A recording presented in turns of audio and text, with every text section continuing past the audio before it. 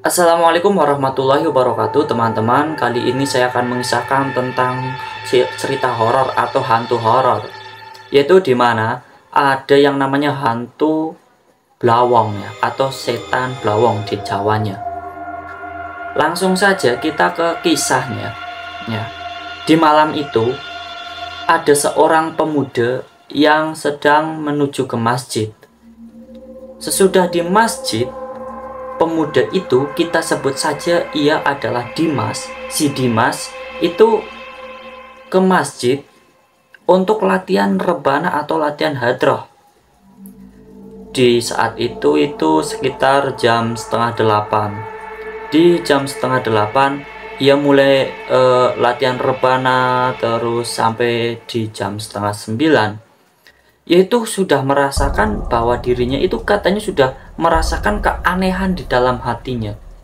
Maksudnya keanehan dalam hatinya itu katanya dia itu berfirasat buruk. Dimulai dari katanya ia sedang latihan rebana itu di kaca masjid. Di luarnya itu ia melihat sesosok bayangan putih. Nah, bayangan putih itu setelah dia cek ke luar itu tidak ada apa-apa. Nah, setelah itulah dia pergi lagi ke tempat dia berlatih. Sesudah ia berlatih, ia mulai agak normal lagi memainkan rebananya ya cuy ya, atau hadrohnya ya, latihannya. Nah, sesudah itu ia itu ini telinganya mendengar sesuatu, yaitu katanya kayak ada orang nangis sama orang ketawa, anak bayi ketawa itu bareng cuy, bareng. Nah, sesudah itu sudah mendengar itu, dia itu bilang ke teman-temannya kayak gini, bro, kamu itu tadi dengar ada suara orang nangis sama orang ketawa nggak sih? Teman-temannya yang di sekitarnya mereka tidak mendengarkan sesuatu karena mereka fokus latihan hadroh atau rebana. Nah, beberapa waktu kemudian mulailah keadaan menjadi normal lagi. Namun si Dimas ini merasa ada yang janggal di hatinya cuy. Masih ada yang masih ada rasa kecurigaan karena dirinya itu dibilang rasanya aneh ya enggak aneh, dibilang bingung ya dia enggak bingung, intinya sulit dijelaskan. Beberapa waktu kemudian sudahlah sampai jam 10. Di jam 10 itu teman-temannya itu sudah selesai buat latihan rebana. Nah, sesudah itu teman-temannya pada pergi semua. Tinggal ada 2 orang, Dimas sama temannya. Kita sebut saja ini si Alvan ya. Kita sebut saja si Alvan. Ya. Nah, si Dimas sama si Alvan ini masih di masjid, dia masih mainan HP, terus ngegame, terus ngobrol-ngobrol ya. Sudah itu mereka pindahlah tempat, di mana mereka itu pindah di depan masjid. Yang di depan masjid itu ada yang namanya jalan cuy, ada yang namanya jalan. Perlu diketahui teman-teman, katanya di masjid itu juga untuk menyimpan yang namanya keranda. Kalau di bahasa Jawanya disebut dengan blendusan teman-teman. Nah, sudah itu mereka berdua ngobrol-ngobrol. Si Dimas ini menceritakan apa yang ia alami barusan. Dia bilang ke si Alvan, Evan, tadi aku pas latihan rebana yang pertama kali saya itu melihat ya ada bayangan putih. Terus si Alvan ini bilang, wah yang bener aja kamu, soalnya dari tadi kan gak ada apa-apa di luar. Nah, si Dimas ini tetap aja ngotot, yakin sumpah saya melihat ada bayangan putih. Tetapi pas saya cek gak ada, emang gak ada. Nah, si Alvan inilah baru bilang kayak gini, jangan keras-keras bicaranya. Nah, si Dimas ini agak kaget. Loh, kenapa ini? Dalam hatinya dia bilang, oh kenapa ini? Kok rasanya jadi aneh kayak gini? Terus si Dimas bilang kepada si Alvan, emangnya kenapa kalau bicara saya keras-keras? Nah si Alvan bilang, dah nggak apa-apa, nanti tak ceritain kalau besok pas sudah siang. Nah sudah itu mereka berdua itu ngobrolnya mulai nyantai lagi, ngobrol. Pas itu si Dimas sama Alvan itu mulailah di jam 12 pulang. Jam 12 kurang 15 si Dimas sama si Alvan ini pulang. Nah pas pulang itu mereka berdua itu papasan atau bertemu dengan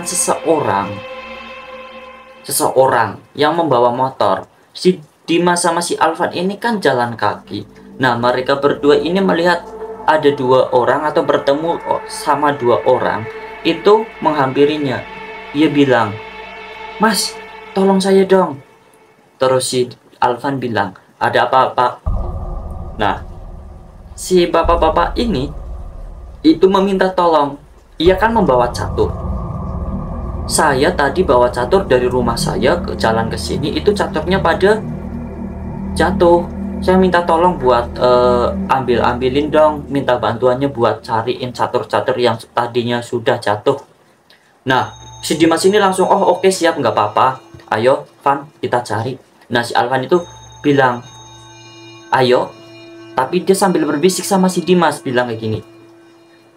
Kalau di bahasa Jawanya kayak gini, wah nyung sorawani bro, mending beli bayi mayo. Kalau di bahasa Indonesia kan itu kayak gini cuy, Dim, gue udah nggak berani, rasa gue udah nggak enak banget, mending kita pulang aja yuk. Nah si Dimas ini tetap aja ngotot kayak gini cuy. Udah nggak apa-apa, yuk tenang aja, kita cari di sini di jalan-jalan susuran ini.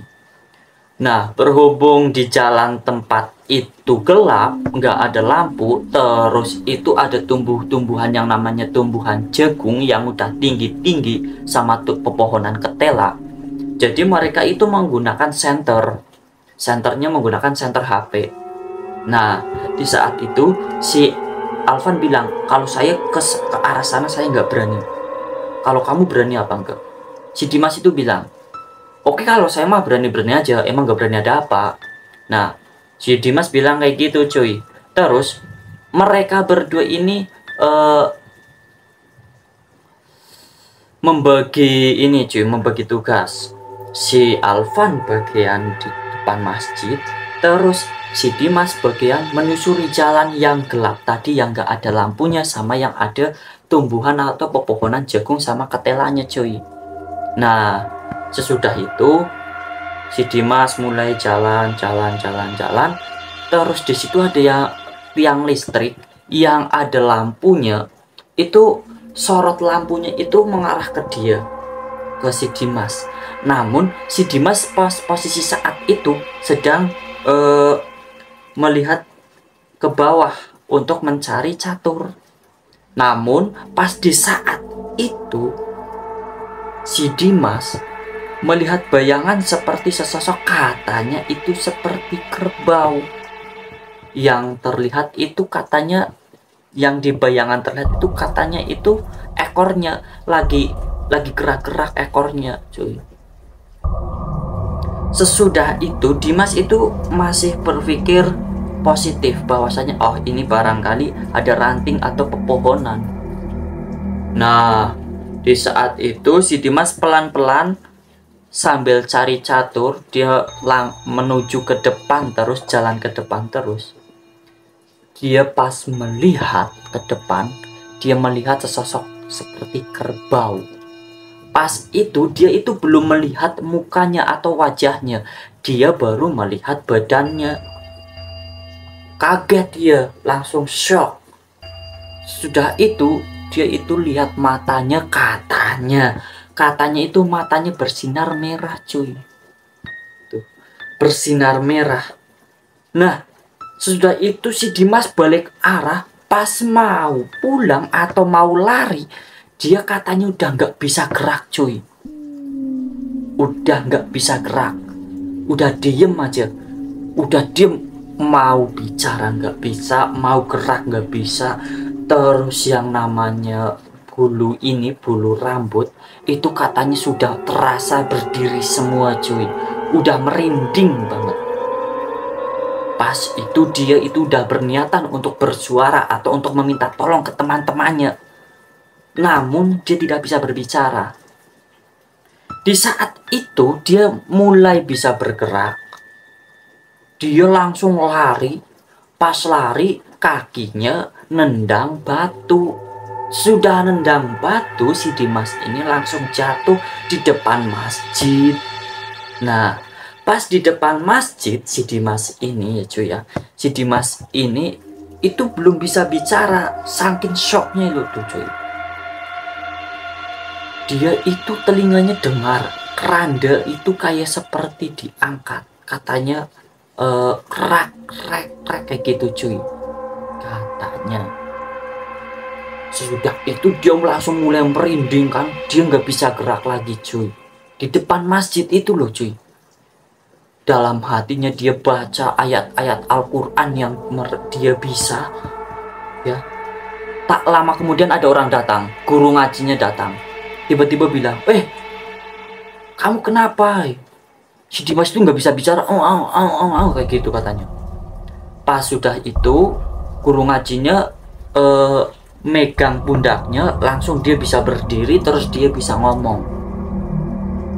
Dia bilang ke guru ngajinya, saya lihat itu. Dia belum bisa menjelaskan saking paniknya cuy. Sudah itu dia langsung pergi lari.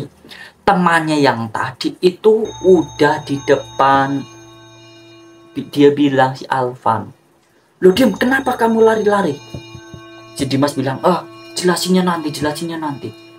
Pas sampai rumah, Dimas itu langsung duduk, mukanya pucat, matanya nggak bisa ditutupin. Dia itu shock sampai nggak bisa berbicara, sampai keluar yang namanya keringet dingin cuy. Keringet dingin keluar itu cuy, saking paniknya. Sesudah itu orang-orang mulai pada ke rumahnya si Dimas. Dimas ditanyain, terus si Dimas menjelaskan ini dan itu, apa yang dari awal dia alamin dari di masjid terus sampai di rumah. Dia udah jelasin semua ke orang-orang yang ada ke rumahnya. Terus dia bilang bahwasanya ia melihat sesosok seperti kerbau, namun matanya merah, namun besar. Ada salah satu warga atau salah satu sesepuh di situ itu bilang itu namanya setan blowong. Nah si Dimas itu baru loh setan blowong. Terus ada seseorang yang bilang kayak gini cuy, katanya kalau seseorang melihat blowong, setan blowong ini, terus setan blowongnya sampai melihat orang tersebut, katanya beberapa hari akan meninggal katanya cuy. Ya sudah itu mulailah tenang. Itu beberapa hari kemudian ada juga orang yang bercerita pernah mengalami hal yang sama seperti si Dimas. Namun pas saat itu si orang tersebut itu nggak kenapa-napa. Mungkin itu hanya kebetulan saja cuy.